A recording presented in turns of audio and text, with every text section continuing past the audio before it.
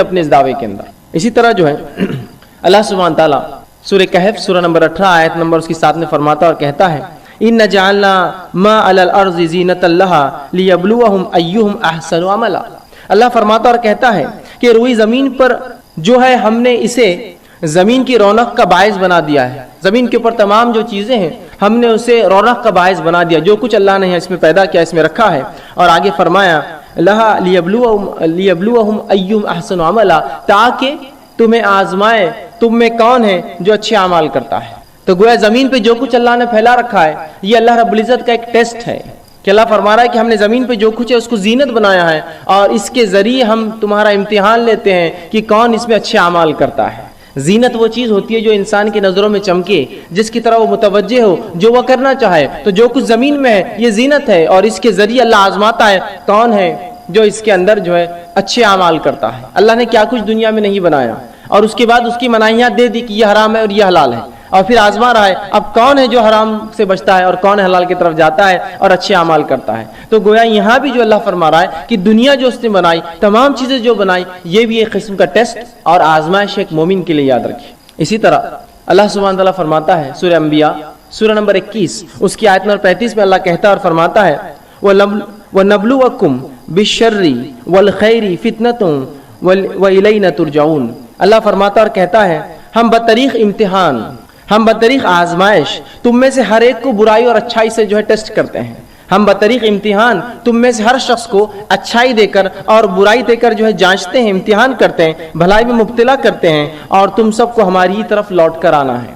تو اس آیت میں اللہ یہ فرما رہا ہے کہ یہ ہمارا طریقہ ہے کہ ہم ایسا ٹیسٹ کرتے ہیں, ایسا امتحان لیتے ہیں لوگوں کو اچھائی دے کر اور برائی دے کر, شر اور خیر دے کر. شر اس اعتبار سے کہ ظاہری طور سے لگے مجھے کہ اگر میں ایمان پر چلوں تو دنیا میں نقصان ہوگا, مجھے لگتا ہے, لیکن اس میں آخرت کے اعتبار سے خیر ہے. یا اس اعتبار سے کہ اللہ ہمیں خیر دے دیتا ہے اور آزماتا ہے, کہیں شر کی طرف ہم متوجہ تو نہیں ہوتے. تو گویا اللہ نے جو خیر اور شر دیا ہے یہ دونوں کے ذریعے اللہ رب العزت ہمیں اور آپ کو آزماتا ہے. یاد رکھیے انسانوں کو آزماتا ہے, اس کا اصل مقصد ہی یاد رکھیے انسانوں کی آزمائش ہے. تو اللہ رب العزت نے اس چیز کو اعلان کر دیا کہ خیر اور شر کے ذریعے اللہ سبحانہ تعالیٰ مجھے اور آپ کو آزماتا ہے. یاد رکھیے تو کسی چیز کا خیر ہونا اس میں کیسی آزمائش ہو سکتی ہے؟ آزمائش یہ ہے کہ اللہ نے بہت ساری نعمتیں دنیا کی دے رکھی ہے, اب جانچنا چاہتا ہے کیا حرمت سے بچتے ہو یا حرام کاموں میں جو ڈوب جاتے ہو. اسی طرح کچھ نعمتیں اللہ دنیا کی چھین لیتا ہے اور پھر آزما کے دیکھتا ہے کیا شکر گزار بنتے ہو اللہ کے یا ناشکری کرتے ہو اس حالت کے اندر. تو گویا خیر اور شر دونوں کے ذریعے اللہ رب العزت میرا اور آپ کا, ہم تمام کا جو ہے امتحان لیتا ہے. اسی طرح جو ہے جب اللہ رب العزت مومنوں کو لیکن آزماتا ہے, ان کا ٹیسٹ لیتا ہے, تو یاد رکھیے اس آزمائش کا بدلہ بھی دیتا ہے. صرف آزمائش ہی نہیں کہ ہمیں صرف ٹیسٹ کیا جائے, آزمایا جائے, بلکہ اس آزمائش کا ہمیں بدلہ ملتا ہے. اور نبی اکرم صلی اللہ علیہ وسلم فرماتے ہیں, صحیح مسلم کی حدیث ہے, بہت زبردست حدیث ہے, یاد رکھیے اس بات کو آپ سمجھ گئے, حدیث میں جو بیان کی جا رہی ہے تو انشاءاللہ العزیز ہر آدمی جس حالت میں ہے اللہ کا شکر ادا کرے گا اور خوش زندگی گزارے گا, افسوس زدہ نہیں ہوگا, پریشان نہیں ہوگا جس طرح سے آج ہم چھوٹی چھوٹی مصیبتوں پر پریشان ہوتے ہیں. آئیے سنیے نبی اکرم صلی اللہ علیہ وسلم کیا فرماتے ہیں. آپ صلی اللہ علیہ وسلم ایک مجلس میں بیٹھے تھے, صحابہ آپ کے اطراف تھے, آپ مسکرائے. صحابہ نبی اکرم صلی اللہ علیہ وسلم کو دیکھتے رہے کہ آپ مسکرائے. جب آپ کا مسکرانا ختم ہوا تو اللہ کے رسول نے پوچھا کیا تم مجھ سے پوچھو گے نہیں میں کیوں مسکرایا؟ کیا مجھ سے سوال نہیں کرو گے کہ میں اچانک کیوں مسکرایا؟ تو کہا اللہ کے رسول بتا دیجیے آپ کیوں مسکرائے. تو کہا میں اس لیے مسکرایا, اور آپ نے فرمایا کہ مومن کا معاملہ بڑا عجیب ہے, اس معاملے پہ مجھے مسکرانا آیا, میں ہنس پڑا. یقین اللہ کے رسول صلی اللہ علیہ وسلم خیخے مار کر نہیں ہنستے تھے, صرف مسکراتے تھے. تو کہا وہ مومن کا معاملہ بڑا عجیب ہے, اس معاملے کو سوچ کر میں مسکرایا. کیا معاملہ عجیب ہے؟ مومن کا معاملہ عجیب ہے, اور وہ یہ ہے کہ جب اللہ رب العزت اسے فراوانی دیتا ہے, دنیا کی اچھی زندگی دے دیتا ہے, اولاد دے دیتا ہے, دھن دولت مال دے دیتا ہے, جب اچھی زندگی دیتا ہے تو یہ شکر ادا کرتا ہے, یہ اس کے لیے اچھا ہے. اور جب اللہ اس کو تنگ دستی دیتا ہے, محتاجی دیتا ہے اور دنیا کی زندگی میں کچھ کم کر دیتا ہے تو مومن صبر کرتا ہے, یہ اس کے لیے بہتر ہے. اور یہ دونوں حال میں اس کے لیے خیر ہے کہ اگر اچھائی دے تو شکر کرے, یہ اس کے لیے بہتر, اگر برائی ہو تو صبر کرے, یہ اس کے لیے بہتر. اور یہ معاملہ مومن کے علاوہ کسی اور کا نہیں ہے. اسی تعجب پر میں مسکرایا. اس بات کا مجھے عجیب لگا کہ اللہ مومن کو دونوں حال میں دیتا ہے بدلہ. دیکھیے نا کتنی اچھی بات ہے کہ اگر میں فراوانی میں ہوں, خوشحالی میں ہوں, تب بھی بدلہ پا رہا ہوں اس کا شکر ادا کر کے, اور اگر تنگ دستی میں ہوں, بدحالی میں ہوں, مصیبتوں میں ہوں, کسی آزمائش میں ہوں, تب میں اللہ کے سامنے صبر کر رہا ہوں, اللہ سے اس کا اجر طلب کر رہا ہوں, یہ معاملہ بھی خیر ہے. گویا مومن کو مصیبت بھی فائدہ دے رہی ہے, مومن کو جو فراوانی فائدہ دے رہی ہے, تنگ دستی میں بھی معاملہ جو ہے, جس کو میں عام زبان میں کہوں گا کہ چیت بھی اور پٹ دونوں بھی آئے, مومن کی ہی جیت ہے. برے حالات آئے تو بھی اس کو فائدہ, اچھے حالات آئے تو بھی اس کو فائدہ. شکر ادا کرے اچھے حالت میں, اللہ بدلہ دے گا. صبر کرے برے حالت میں, اللہ بدلہ دے گا. تو مومن کا معاملہ عجیب ہے, رسول اللہ نے فرمایا. اور یہ معاملہ آپ نے حدیث میں فرمایا صرف اور صرف مومن کا ہے, مومن کے علاوہ یہ معاملہ کسی کا بھی نہیں. یاد رکھیے, کسی اور کا نہیں یہ مسئلہ, صرف ہمارا معاملہ ہے جو ایمان کا دعویٰ کرتے ہیں. دونوں حال میں خوش ہوتے ہیں, دونوں حال میں بدلہ پاتے ہیں. اسی طرح جامع ترمذی کی روایت ہے, آپ صلی اللہ علیہ وسلم فرماتے ہیں جب مومن کو اللہ آزماتا ہے تو کیا ملتا ہے اس کے بدلے. سنیے, آپ صلی اللہ علیہ وسلم فرماتے ہیں آزمائش مومن پر آتی رہتی ہے, آزمائش مومنوں پر آتی رہتی ہے, اور ان کی جان میں آتی ہے, ان کے مال میں آتی ہے, ان کی اولاد میں آتی ہے. جان میں آنا, بیمار ہو گیا, معذور ہو گیا, جان پر بھی مسئلہ آ گیا.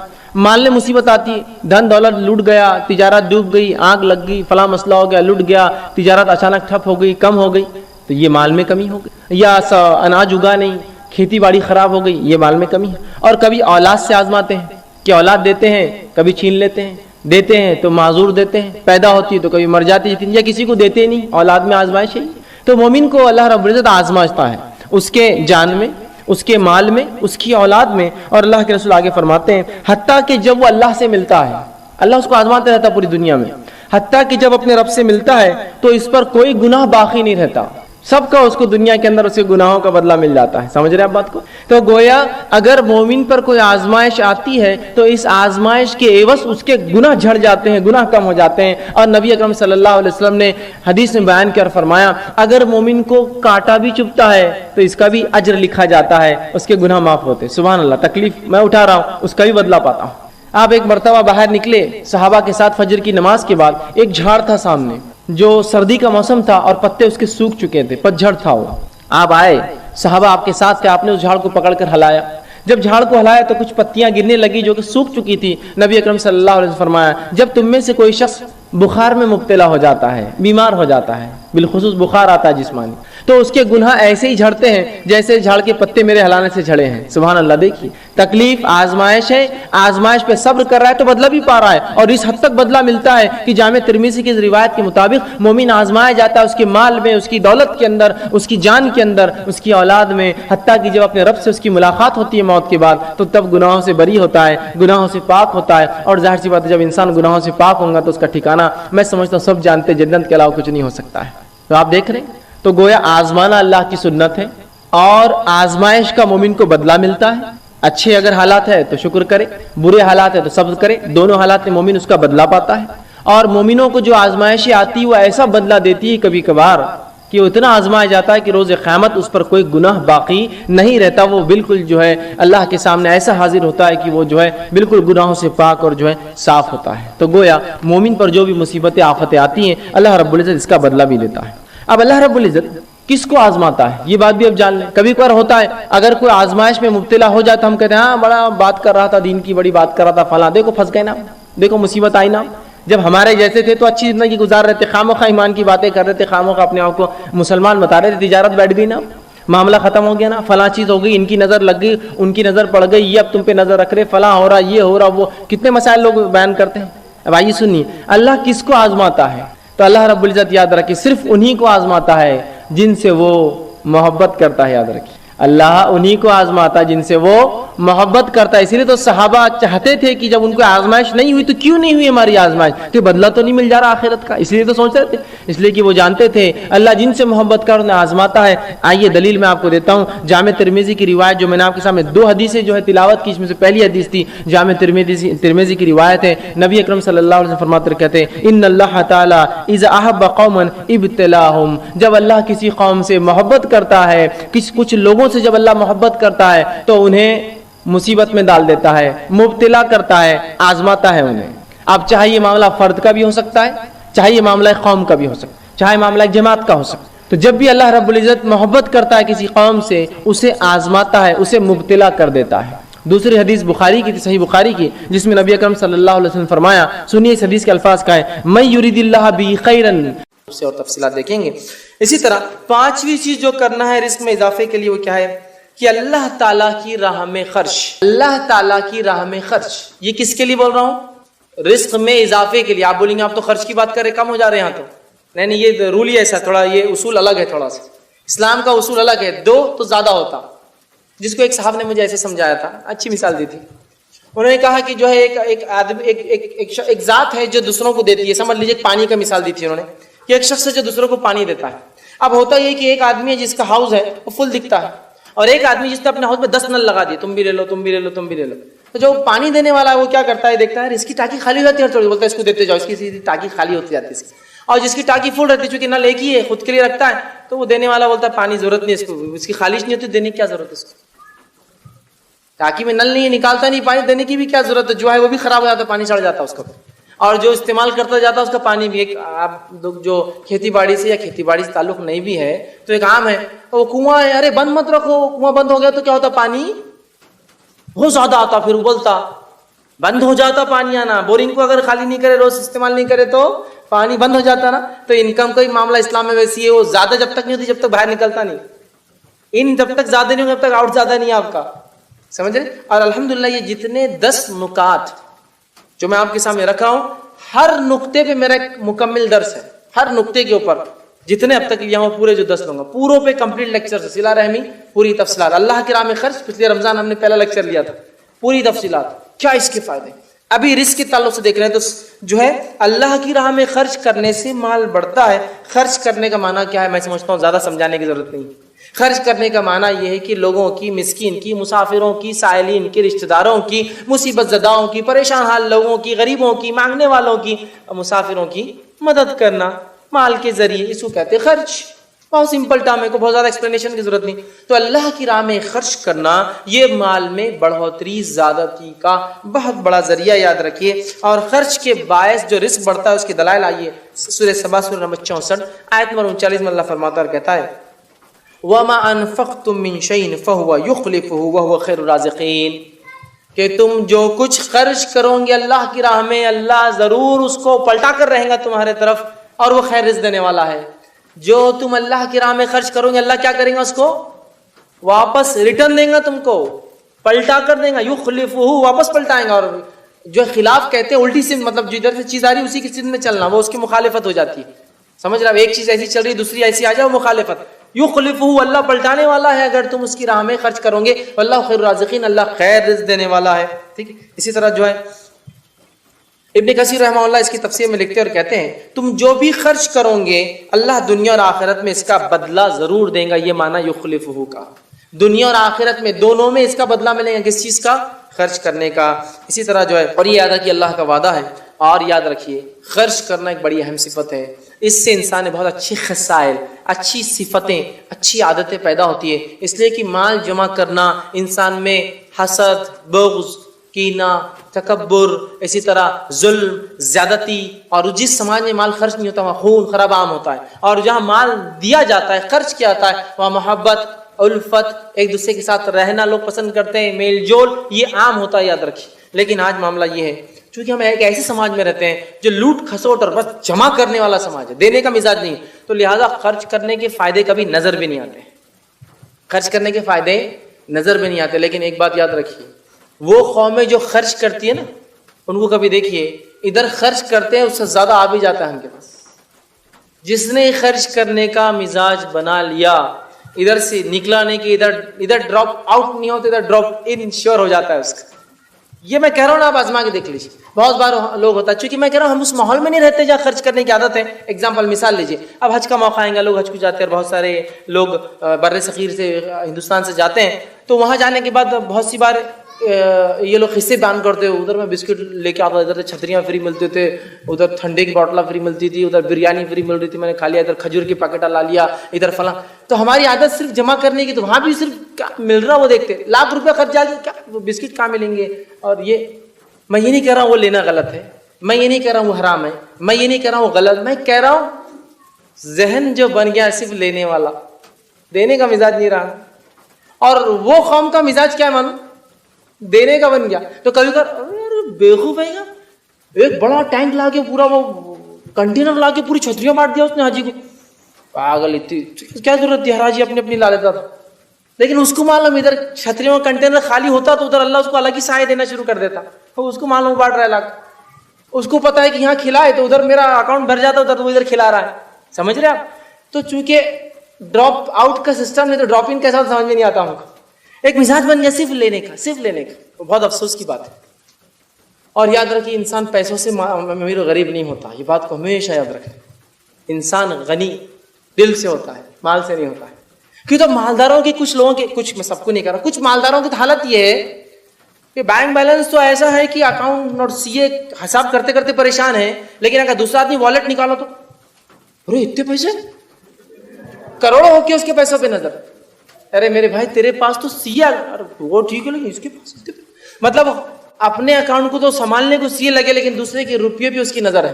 اور جو دل سے غنی ہوتا ہے نا, جتنا ہے خرچ کر دیا بس ختم ہو گیا, اللہ نے اس کو دیا وہ کر رہا ہے, میرا دیا کر, مجھے کوئی پرواہ نہیں کون کیا کرتا ہے, اس کی نظر نہیں کسی پہ. تو غنی انسان دل سے ہوتا ہے, مال سے نہیں ہوتا. یہ بات یاد رکھیے. مال سے انسان غنی مالدار نہیں ہوتا ہے. اصل غنا جو ہوتی نا, غنا نفس, وہ دل سے انسان غنی. تو بن جائیے دینے والے. اور جب دینے والا مزاج بنتا ہے نا تو آتا کیسا ہے وہ محسوس ہونا شروع ہو جاتا ہے. وہ ویسے نہیں ہوتا اب تک دیں گے نہیں. آپ نہیں یار پہلے کسی کا ایگزامپل دیکھ لیتے, آپ تم کتنا خرچ کرتے بھیا, آ رہا کہ نہیں آ رہا تمہارا, تو میں بھی ذرا پھر شروع کرتا. کر کے دیکھیے, سب بولیں گے آپ یار تو الگ ہی, یہ اصول ہی الگ ہے. یہ جب تک نکلتا نہیں تو آتا بھی نہیں ہے. اصول ہی ایسا ہی. اس کو آپ خرچ کرو. دنیا میں ہوتا ہے کھیتی کرو تو کھیت اچھا ہوتا ہے, کہ نہیں کھیتی مت کرو, کھیتی کرو تو کھیت خراب ہو جائے گا. وہ کرے تو اچھی ہوتی ہے. نہیں گاڑی زیادہ مت چلاؤ, ٹائر گھس جاتے نا اس کے. ارے چلیں گے تو اچھا, کھڑ رہیں گے تو جب بھی 2 مہینے میں خراب ہوتے کھڑی گاڑی کے, اور چلنے والی گاڑی کے 2-4 لاکھ چلتے کلومیٹر ہے نا, لیکن کھڑی گاڑی کے 2 مہینے میں کٹ جاتے ہیں ٹائر. کچھ اصول دنیا میں ہے نا ایسے. استعمال کرو, پیسہ نکالو تو پیسہ آتا ہے. یہ اصول ہے خرچ کرنا. یہ ہمیں سمجھ میں نہیں آتا چونکہ شیطان بولتا خرچ مت کرو. خرچ کرے تو اصول کے حساب سے تو خرچ کرے تو کم ہو جا رہے. 10 تھے 5 دیتے تو کتنے بچے, 5 ہی بچے. تو اصول کے حساب سے کم ہو رہا ہے. اصول الٹا ہے. یہ 5 جو خیر لائیں گے جو گئے, وہ بچے 5 اتنا نہیں لانے والے. ہو سکتا 50 لے کے آئیں گے ادھر سے. یہ رول یاد رکھیے, اس چیز کو سمجھیے. اور کیوں نہ ہو صحیح مسلم کی روایت ہے, ابو ہریرہ رضی اللہ عنہ اس کے راوی حدیث کے آپ صلی اللہ علیہ وسلم فرمایا اور کہا, یا ابن آدم, اللہ فرماتا, حدیث قدسی ہے, یا ابن آدم, اے آدم کی اولاد, انفق, تو خرچ کر, انفق علیک, میں تجھ پر خرچ کروں. اللہ فرمایا اے ابن آدم تو خرچ تو کر دیکھ, میں تجھ پر خرچ کروں گا. اب کون بول رہا ہے خرچ کرنے کا اور کون بول رہا ہے میں تجھ پر کروں گا؟ بتائیے. اگر مجھے سمجھ لیجیے کوئی انسان ہے جو بہت مالدار ہے, وہ بڑا تم خرچ کرو, اس کا بدلہ میں دوں گا, تو بولتا نہیں ہے وہ بہت بڑا آدمی ہے, جتنا کر رہے اس سے زیادہ ہی دینے والا ہے. سوچتے ہیں نا ایسے. دنیا کے سب سے مالدار انسان آپ سے کہے خرچ کرو میں دوں گا, تو آپ بولیں گے یار یہ تو سب سے مالدار ہے, کچھ نہیں تو ایک چھوٹا موٹا بنگلہ پلاٹ تو ایک دے ہی دیتا ہی, ٹھیک, تو اس کے حساب سے خرچ ہو رہا ہے. اللہ کہہ رہا ہے یا ابن آدم, اے آدم کی اولاد, اے آدم کے بیٹو, اے آدم کے بچوں, اے انسانوں, انفق, خرچ کر جتنے تیرے پاس ہے, انفق علیک, میں تجھ پر خرچ کروں گا, میں تجھ پر خرچ کروں گا. اندازہ لگائیے, اللہ تعالیٰ کہہ رہا ہے. تو ذرا کبھی آزما کے دیکھیے, ایسا اصول بنائیے دینے کا, پھر پتہ چلے گا آتا کیسا. ویسے نہیں سمجھ میں آئے گا کیسا آتا, چونکہ حساب کے سے کم ہو رہا ہے. 10 میں سے 5 گئے تو 5 کم آ رہا ہے حساب, لیکن برکت اور زیادتی کے اعتبار سے رول یہی ہے کہ اس کے بغیر دوسرے 50 آنے والے بھی نہیں ہیں آپ کے پاس. تو بہرحال اس چیز کو ہم سمجھ لیں. اسی طرح جو ہے صحیح بخاری کی روایت ہے, آپ فرماتے ہوئے کہتے ہیں, ہر دن جس پر لوگ صبح کرتے ہیں جو ہے 2 فرشتے اترتے ہیں. ایک دعا کرتا ہے اللہ خرچ کرنے والے کے مال میں اضافہ کر اور اسے بہترین بدلہ دے, اور دوسرا کہتا ہے اللہ ہلاک اور برباد کر دے اس کو جو مال کو خرچ نہیں کرتا اور جمع کر کے رکھتا ہے. 2 فرشتے آتے, ایک دعا دیتا ہے, دوسرا بددعا دیتا ہے. بحقی کی روایت ہے, ابو ہریرہ رضی اللہ عنہ فرماتے ہیں جو آپ صلی اللہ علیہ وسلم نے بلال رضی اللہ عنہ کو فرمایا اور کہا, اے بلال خرچ کر اور عرش والے سے تنگی محسوس مت کر, خرچ کرتے رہتے, عرش والے سے کمی کی امکان مت رکھ, بس تو دیتے جا, عرش والا تجھے لوٹا کر دینے والا ہے وہ چیز, ٹھیک. صحیح مسلم کی روایت ہے, ایک شخص کھیتی کر رہا تھا اور دوسرا شخص دور سے آ رہا تھا. وہ آ رہا تھا تو بادل سے ایک آواز ہے, بادلوں اس کے کھیت پہ برس جاؤ.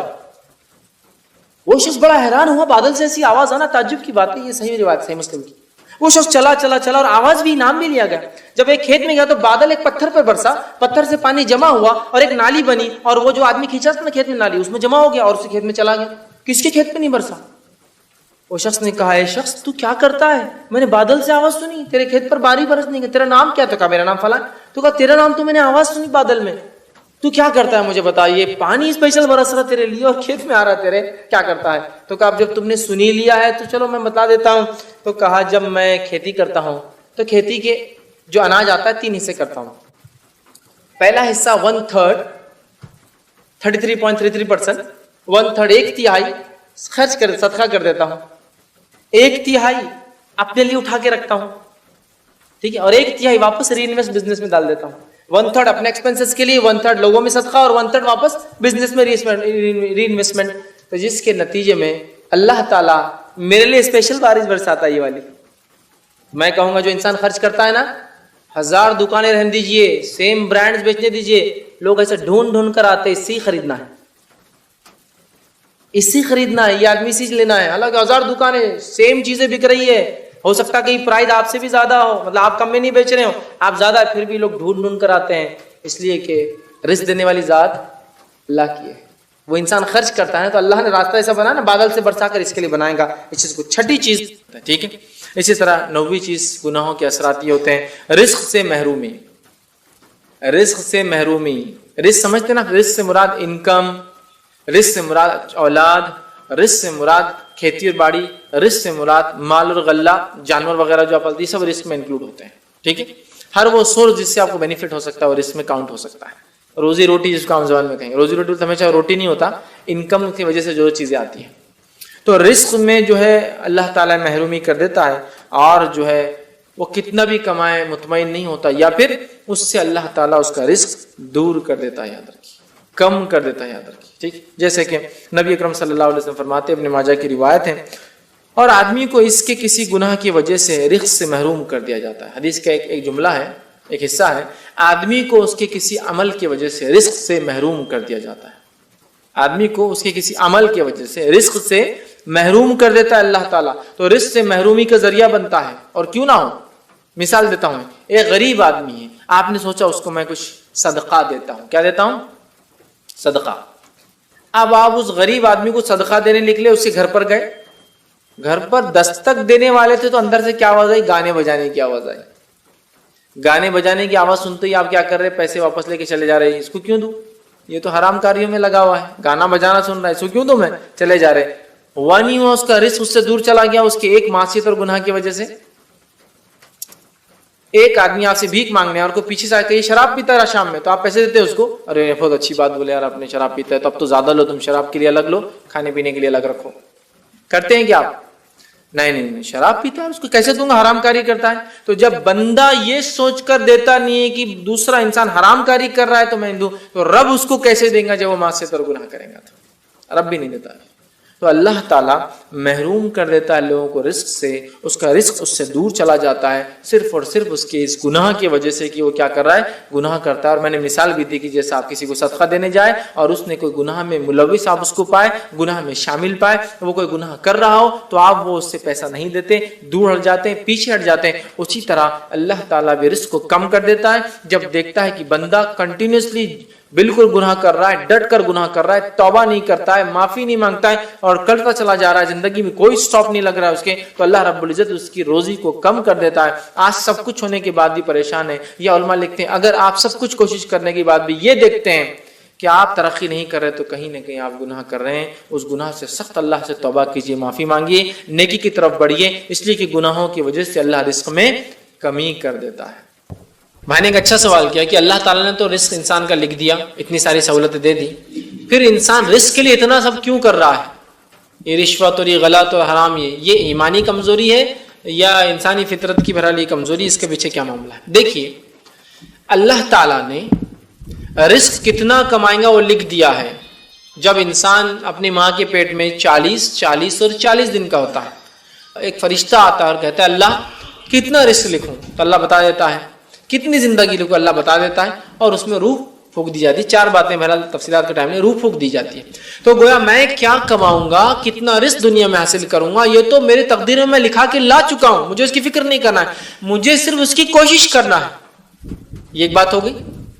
تو ایمان والا انسان وہ ہے جو مطمئن ہے جو اس کا رب اسے دے رہا ہے اور حلال رزق کے لیے وہ کوشش کرتا رہتا ہے. یہ مطمئن ہونا نہیں گھر میں پڑ گیا بس منہ کھول کے کہ اللہ دے دے گا، نکل کے گھر چھوڑ کے کتنے دن اور بول اللہ دے دے گا، یہ نہیں ہے. کوشش کرتا ہے اور جو ملتا ہے مطمئن ہوتا ہے کہ میرے رب نے یہ لکھا تھا مجھے مل گیا. لیکن ساتھ ہی ساتھ اللہ نے ہمیں ایسی فطرت پر پیدا کیا ہے کہ ہم زیادہ سے زیادہ رزق کمانا چاہتے ہیں. یہ ہماری فطرت کا پارٹ ہے، حصہ ہے، یاد رکھیے. یہ اس اللہ نے ہمارے اس کا جیسے اللہ رب العزت نے قرآن میں اس کے تعلق سے بیان کیا کہ اللہ نے کچھ چیزوں کی محبتیں ہمارے دل میں ڈال دی گئی ہے، جیسے کہ حب الشہوات من النساء، عورتوں کی محبت، شادیاں کرنے کی، بیوی ہونا اس کی، والخناتیر، اور جو ہے خزان مطلب مال و دولت کی، اور اچھے اچھے گھوڑوں کی، اور سونے کی، اور چاندی کی، یہ فطرت میں ہمارے پارٹ آف آور نیچر ہے. تو یہ ہے، یہ پارٹ آف نیچر کیوں ہمارا کہ ہم زیادہ رزق کمانا چاہتے ہیں؟ یہ آزمائش ہے اللہ کی طرف سے. ملنا تو اتنا ہی ہے جتنا لکھا گیا ہے، فطرت میں ڈال دی گئی کہ جو ہے اس کو حاصل کرو. اب اللہ آزماتا ہے، حاصل حلال سے کرتا ہے حرام سے، کتنا ملنا ہے طے ہے. ایک اور حدیث میں آپ نے فرمایا انسان کتنا کمائے گا اس کی تقدیر میں لکھا جا چکا ہے، حلال سے کمائے یا حرام